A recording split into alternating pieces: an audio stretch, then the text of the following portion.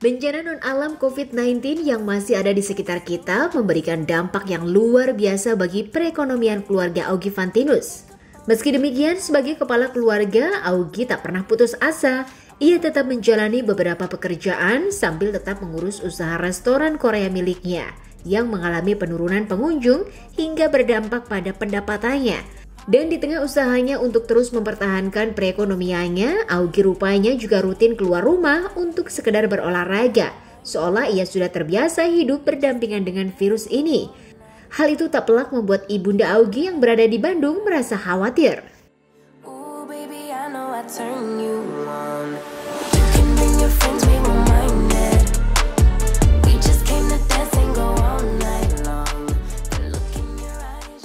Gue di Bandung selalu ngeliat Instagram gue, nih anak bungsu keluar mulu nih gitu, main basket, main bola gitu. Sebenarnya gue sih lebih ngeliat masalah kesehatannya, gue tetap berolahraga, tapi tetap mau protokol kesehatan tetap. Terus gue juga minggu lalu gue baru swab test. Kalau rapid test seminggu sekali, 2 minggu sekali lah gue lakukan. Terus kalau ada beberapa acara kayak kemarin ngisi acara, mereka juga ada protokolnya untuk rapid test gitu. Jadi itu gue jalani. Memakai masker sudah biasa, bahkan gue sudah sering beberapa kali lupa pakai masker, akhirnya pulang lagi ke rumah atau langsung ke supermarket terdekat beli masker. Tapi itu sudah terbiasa, makanya gue selalu taruh masker di tas gue, di mobil juga, jadi kalau ketinggalan ada masker cadangan. Sampai pulang ke rumah pasti gue harus mandi dulu tuh, nggak boleh tuh meluk anak dulu, anak gue baru 3 bulan kan, meluk anak segala macem nggak boleh, meluk istri apalagi. Jadi itu sih gue lakukan ya, dan semoga sisanya adalah berdoa ya sama Tuhan gitu loh, supaya nggak terkena virus-virus ini. Karena balik lagi, kalau saya melihatnya adalah harus bisa bersahabat nih dengan si COVID ini seperti kita bersahabat sama flu dan batuk. Saya sih karena di rumah ada mamah mertua yang selalu masak, jadi saya percaya makanannya lebih sehat. Walaupun juga kadang ada sih malamnya harus makan di luar, tapi hampir setiap kali makan pagi, dari 3 kali makan sehari itu 2 kali pasti di rumah atau dibawain bekal gitu.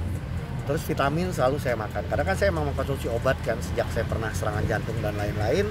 Jadi vitamin selalu dimakan, selalu dibawa, itu aja. Dan istri juga, karena istri sedang menyusui juga, jadi vitaminnya juga selalu, nggak pernah miss.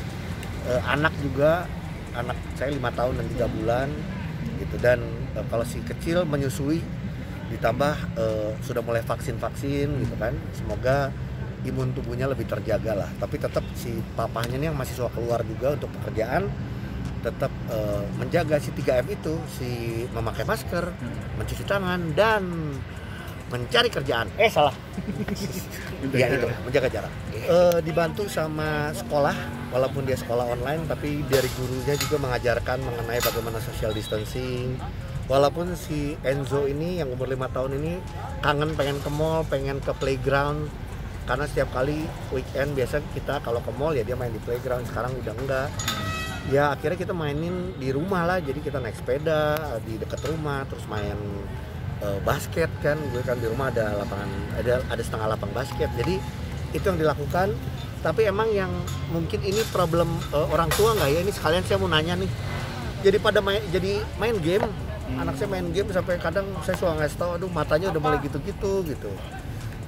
Karena selalu berhadapan dengan layar kan. Pagi-pagi jam 7.45 dia udah sekolah, berhadapan dengan layar. Anak kecil umur 5 tahun nggak bisa kita larang juga untuk main game. Tapi tetap kita kasih tahu sih, waktu itu udah sempat ke dokter juga, jadi sempat kita kasih tahu dengan pelan-pelan, walaupun tidak mudah. Saya jujur nggak ada kerja nggak. Sedikit berpromo, tanggal 6 November film saya keluar, judulnya Nona. Ini sebenarnya kita syutingnya udah lama, dari bulan Januari terakhir. Jadi udah beres kita syuting. Waktu itu syutingnya keluar ke Azerbaijan sama di Bandung. Dan akhirnya harusnya tayang di bioskop, tapi sekarang akhirnya tayang di OTT, di Disney Plus. Sekarang dia lagi promosi, cuman promonya juga by Zoom nih sekarang kan. Semuanya seperti itu. Terus masih ada kayak kemarin juga MC online. Unik ya, pengalaman yang baru, tidak ada penonton tapi ngomong sendiri. Jadi untuk kita yang sudah biasa di TV mungkin nggak terlalu susah ya, karena emang biasa berhadapan sama kamera. Jadi itu dijalanin, konten masih kita jalanin, bikin YouTube, saya bikin basket juga, main bola juga.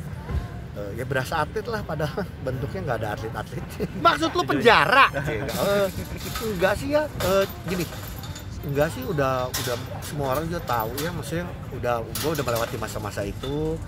Gue juga sudah banyak belajar untuk memaafkan, belajar untuk menerima gitu. Yang lainnya sih enggak ya, cuman ya balik lagi, nunggu ada pekerjaan yang pas. Terus kalau masih orang mau menggunakan talenta saya, siap. Kalau enggak ya sambil mengerjakan yang lain. Saya punya usaha restoran Korea.